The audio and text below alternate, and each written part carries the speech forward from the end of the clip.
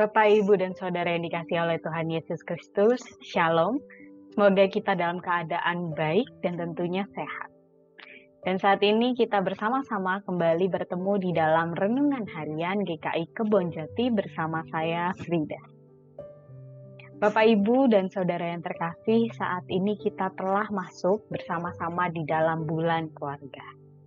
Dan kemarin minggu kita telah mendengarkan firman tentang bagaimana sebuah keluarga menjadikan Yesus Kristus sebagai kepala keluarganya. Keluarga kita dipimpin oleh Yesus Kristus. Kita telah mendengarkan bagaimana perjalanan kehidupan sebuah keluarga Kristen yang dipimpin oleh Kristus. Akan tetapi kemudian selanjutnya bagaimana sih jadinya jika sebuah keluarga kita tidak dipimpin oleh Yesus Kristus?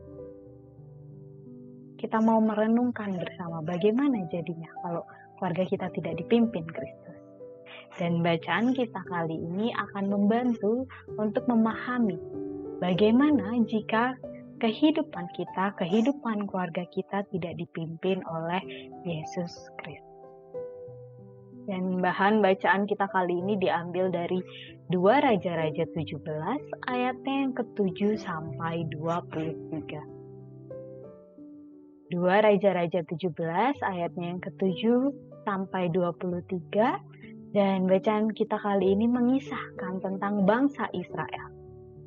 Bangsa Israel yang telah dikeluarkan oleh Tuhan dari tanah Mesir. Dikeluarkan oleh Tuhan dari kekuasaan Firaun pada saat itu. Akan tetapi kita mau melihat di sisi lain. Kita mau melihat bangsa Israel dikisahkan mereka justru membuat Allah-Allah lain bagi mereka. Mereka melanjutkan kehidupan mereka seperti ketetapan-ketetapan yang telah dihalau oleh Tuhan. Bangsa Israel telah menjalankan hal-hal yang tidak patut di hadapan Tuhan. Di hadapan Tuhan Allah mereka.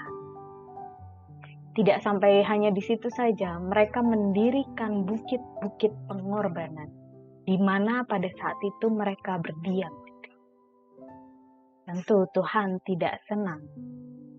Tuhan merasakan kesedihan di dalamnya. Tuhan mengasihi mereka. Tuhan mengasihi bangsa Israel.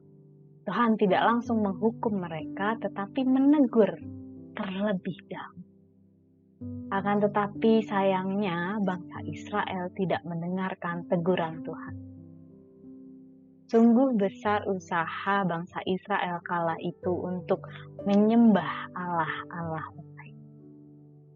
Usaha yang mereka lakukan tidak hanya sampai di situ saja.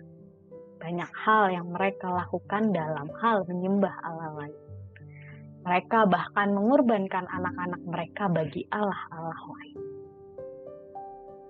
Mereka tetap menyembah Allah-Allah lain yang sebenarnya mati dan tidak nyata. Mereka tidak berbakti kepada Tuhan dan tidak berbuat sesuai dengan ketetapan, sesuai dengan hukum, undang-undang, dan perintah yang diperintahkan oleh Tuhan kala itu kepada mereka. Keadaan ini terus berlangsung meskipun Tuhan telah memberikan berupa peringatan, melepaskan singa-singa yang membunuh mereka. Singa-singa yang dilepaskan yang bisa membunuh mereka. Kehidupan bangsa Israel saat itu mencerminkan kehidupan kita saat ini. Saat ini kita diberikan perintah untuk tetap mengikuti perintah Tuhan. Tidak hanya perintah Tuhan, tetapi menjadikan Tuhan di posisi yang pertama. Tidak ada Allah-Allah lain. Akan tetapi sayangnya secara sadar maupun tidak sadar kita menjadikan Tuhan di posisi yang kedua. Maksudnya bagaimana?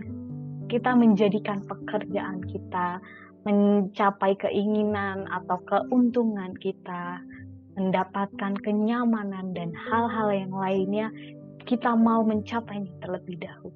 Kita mementingkan hal tersebut terlebih dahulu dibanding mengedepankan atau memberikan Tuhan di posisi nomor 1. Padahal sudah jelas dikatakan bahwa Tuhan kita adalah Tuhan yang pencemburu, yang tidak senang jika diduakan. Akan tetapi sayangnya seringkali kita lupa atau tidak sadar akan hal tersebut. Dan bacaan kita hari ini kemudian kita bisa baca bersama-sama, kita bisa melihat ya bersama-sama akibat apa yang didapatkan jika kita tidak menempatkan Tuhan pada urutan pertama. Jika kita tidak menempatkan Tuhan sebagai kepala keluarga kita, menempatkan Tuhan sebagai pemimpin kehidupan kita, kehancuran yang akan kita terima bersama. Seperti halnya bangsa Israel pada saat itu. Saat ini kita bersama-sama telah mengetahui akibat tersebut. Dan kita tahu dan kita bisa memilih apa yang terbaik buat kita. Selamat merenungkan. Tuhan Yesus memberkati. Amin.